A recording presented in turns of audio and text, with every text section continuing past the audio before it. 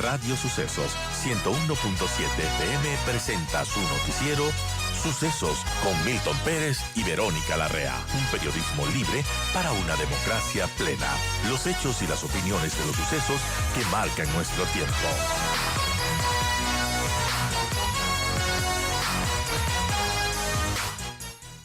Y bueno, ¿cuál es su criterio respecto al papel de la Corte Constitucional para el tratamiento de estos decretos ley en una circunstancia coyuntural que es atípica y que, bueno, lo determina ciertos procedimientos tras la muerte cruzada, pero obviamente no todos allí? ¿Y qué papel debe jugar la Corte Constitucional? Bienvenido, Gustavo, lo escuchamos. Bien, buenos días con todos, con todas, con la audiencia. Gracias por el espacio. Bueno, el rol que cumple la Corte Constitucional en estos momentos es fundamental. ¿Por qué? La respuesta es sencilla. A falta de la función legislativa que, digamos, cumple dos funciones, una función fiscalizadora y una función legislativa, pues en términos generales viene a ser un contrapeso que está ausente, y entonces hay que mantener el régimen democrático y también constitucional, y por ende la Corte Constitucional no es que asume las funciones de la Asamblea, pero tiene que hacer el control previo de constitucionalidad de los decretos ley, y en eso parece que ante los ojos de la ciudadanía y de la opinión pública, parece, repito, que la Corte eh, aparece, aunque suene un poco cacofónico, aparece como un nuevo actor político. Bueno, no es así, hay que tener mucho cuidado. El rol, repito, es importante porque hacer control previo de constitucionalidad significa mantener el régimen constitucional y el régimen democrático. Ahora, la pregunta de fondo es, ¿puede hacer estas audiencias, no? Entre otras cosas. Bueno, la Constitución no lo impide, tampoco la ley. Y de hecho, hay dos visiones, ¿no? Una visión un poco más dinámica que sugiere el hecho de que la Corte no debería hacer estas audiencias y más bien tendría que agilitar el despacho del control previo de constitucionalidad. Y la otra, que viene más de una tendencia nueva dentro del estudio del derecho constitucional, y tiene que ver con la justicia constitucional de la democracia deliberativa. ¿En qué consiste esto? Pues básicamente en que la Corte abre espacios para que la ciudadanía pueda también entrar en el juego deliberativo. Y esto, además, se explica por otra razón, no solamente de que la gente intervenga en el debate deliberativo y que pueda aportar con visiones, sino que además, fíjense una cosa, la Asamblea Nacional tiene una estructura orgánica y puede hacer frente a determinadas cuestiones, como hacer precisamente un contrapeso legislativo, mientras que la Corte Constitucional no tiene las mismas capacidades, el mismo número de funcionarios, la misma estructura en sí misma para afrontar de repente decretos ley que son bastante amplios. Entonces, eventualmente podría también requerir del apoyo de universidades, de amicus que vienen acompañados de informes técnicos y demás información que coadyuve a hacer precisamente un mejor control de constitucionalidad. Son dos visiones contrapuestas claramente. Dos visiones contrapuestas. ¿Y usted, Gustavo, por cuál se inclina? ¿Cree que está bien que la Corte Constitucional haga estas audiencias, o por el contrario, como ha mencionado el doctor Hernán Salgado, la Corte Constitucional no debería inventar audiencias públicas para ver si esos decretos leyes están bien? Bueno, en términos democráticos, yo estoy a favor de que la Corte pues permita el debate público. Eso considero que además democratiza la responsabilidad sobre las decisiones que se toman, ¿no? Hay que tener mucho cuidado. Ahorita el órgano que custodia la Constitución y el único que puede ser intérprete de la Constitución es la Corte Constitucional. Si empieza a desprestigiarse la Corte Constitucional, es un mal síntoma de que un régimen venidero podría decir, bueno, esta corte que fue, qué sé yo, digamos, para bien o para mal, favorable al gobierno u opositor al gobierno, ha entrampado las cosas, entonces tenemos que ir a un nuevo proceso constituyente, saltarnos las normas que dictamina la Constitución para ir a un proceso constituyente. Una de esas normas exige pasar por la Corte Constitucional y simplemente saltarse una vez más la institucionalidad de un órgano que es esencial para la existencia en sí misma del Estado constitucional de derecho. Entonces, yo veo con buenos ojos la posibilidad de que la ciudadanía participe en el debate público. Ahora, lo preocupante es cuánto tiempo se va a demorar la Corte en resolver esto, porque puede ser plausible pensar en que sí se puede hacer las cosas de una manera más rápida. Entonces, bueno, ahí la Corte enfrenta un problema y es que no hay un marco normativo específico para llevar adelante estos procesos.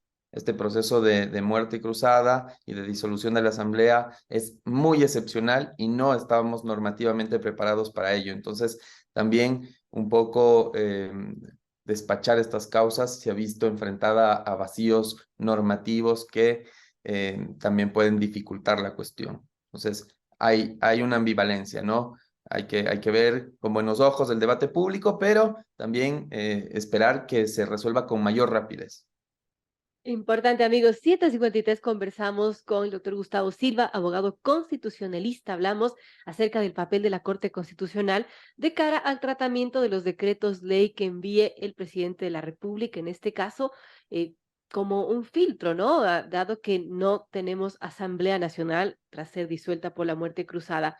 Ahora, Gustavo, también los tiempos ha sido un tema complejo porque no sabemos si la Corte Constitucional tiene un tiempo específico, no está fijado por ley de lo que entiendo, pero tampoco podría demorarse mucho en el tratamiento de estos decretos de ley, porque, bueno, va a gobernar el presidente, si es que hay segunda vuelta hasta noviembre, si es que hay primera vuelta incluso hasta menos. Entonces, ¿cómo se deberían establecer los tiempos en este caso para que la Corte Constitucional despache estos decretos ley? Bueno, sería una posibilidad que en el primer decreto, pues la Corte ya se dé pautas a sí misma de cómo va a tratar los decretos venideros. Repito, la ausencia de parámetros normativos dificulta la cuestión porque no le impone a la Corte precisamente un plazo para dictaminar la constitucionalidad o la inconstitucionalidad de los decretos. Ahora, en la dimensión política sí es notorio y para nadie es extraño darse cuenta que el tiempo que ha pasado hasta, al día de hoy, sin que se resuelva la constitucionalidad de los decretos o no, ya es bastante. Entonces, sería necesario que la Corte, digamos, impulse el proceso más rápido. Sí es necesario en realidad, ya sea para que diga que es constitucional o para que diga que es inconstitucional.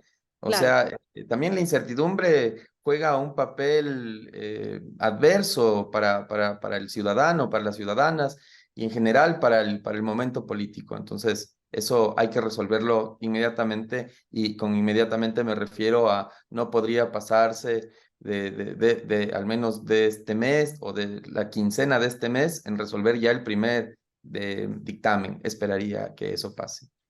Bueno, importante. Ahora, eso, digamos, esperaría, pero no hay un tiempo fijado por ley y tampoco, Gustavo, hay manera de que el Ejecutivo o cualquier otra entidad pueda presionar a la Corte Constitucional a despachar esto, ¿no? No, no hay posibilidad, exactamente. El gobierno se enfrenta a un problema grande porque probablemente, y esta es una intuición nada más, pensaba que al disolver la asamblea tendría mayor flexibilidad para, digamos, llevar adelante su plan económico y evidentemente eso no está pasando. Claro, eso afecta a la institucionalidad del Estado y afecta sin lugar a dudas a la economía de la ciudadanía. Repito, no porque sea un criterio favorable al gobierno o desfavorable, sino porque la certidumbre precisamente genera una desconfianza tal que muchas cosas se ven afectadas en razón de aquello. Bueno, importante conocer esto y también, bueno, esto genera bastante incertidumbre respecto a lo que podría pasar.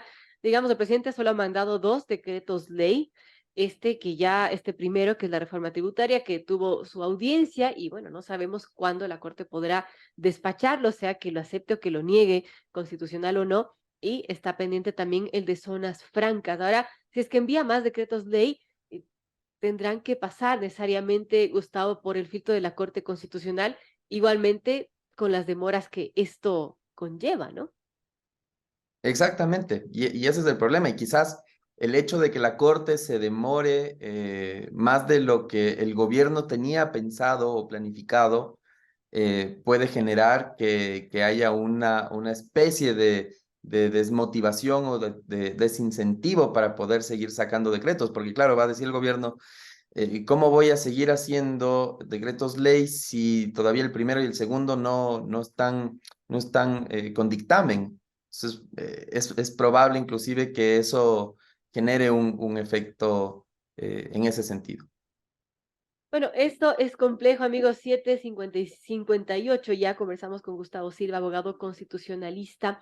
Ahora, Gustavo, hablando de estos tiempos también tan complejos que vive el país, suponiendo que la Corte Constitucional da el ok a estos decretos ley, se ponen en vigencia, digamos que, por ejemplo, está este de zonas francas, se crea el de zonas francas, hay empresas que llegan a invertir al país y luego viene la nueva asamblea.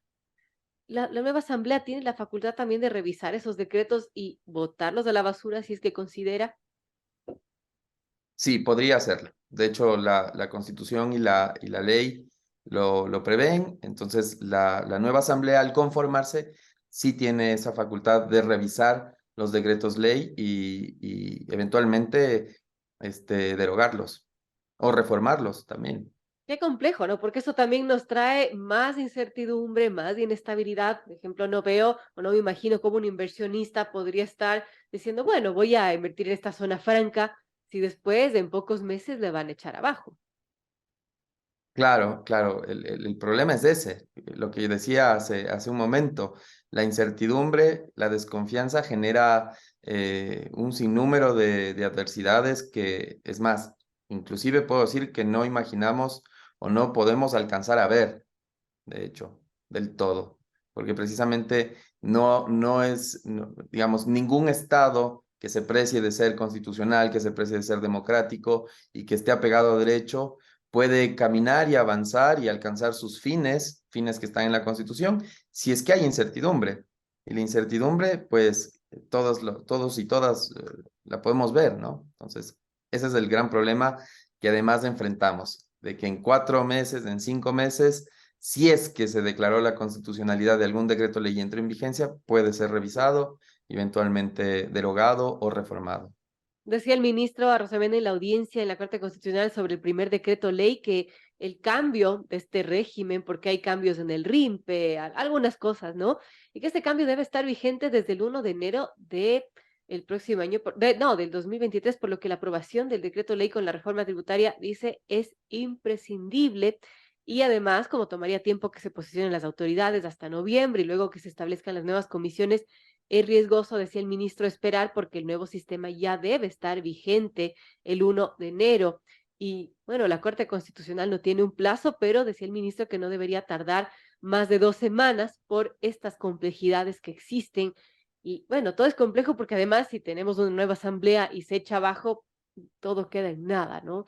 Entonces, bueno, gracias al doctor Gustavo Silva, abogado constitucionalista, por ayudarnos a entender un poco más la situación actual respecto a estos decretos ley que están en manos de la Corte Constitucional. Por cierto, el 8 de junio también se dio la otra audiencia pública, se trató el segundo decreto ley sobre inversiones en zonas francas y hay que estar pendientes de lo que suceda. Gracias, Gustavo, por estar con nosotros. Gracias a ustedes y a la audiencia también un afectuoso saludo.